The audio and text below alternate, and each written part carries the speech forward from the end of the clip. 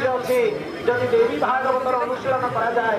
ब्रह्मण को वात्सल्य देवार क्षमता भीतर अच्छी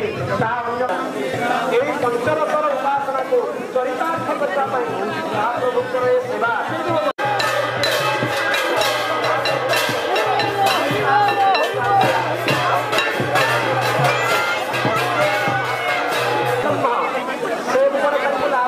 क्षमता क्या भीतर नहीं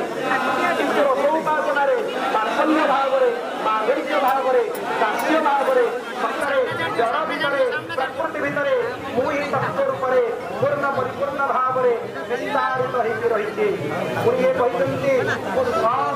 आनंद स्वरूपिणी यही पंचरसर उपासना को चरितार्थ करने महाप्रभुत्व सेवा जड़ भितर प्रकृति भितर मुई तत्व रूप पूर्ण परिपूर्ण भाव विस्तारित होती रही पुणी आनंद स्वरूपिणी से लाभ करने क्षमता क्या भीतर नहीं कि रसोपासना वात्सल्य भाव माधुर्य भाव दास्य भाव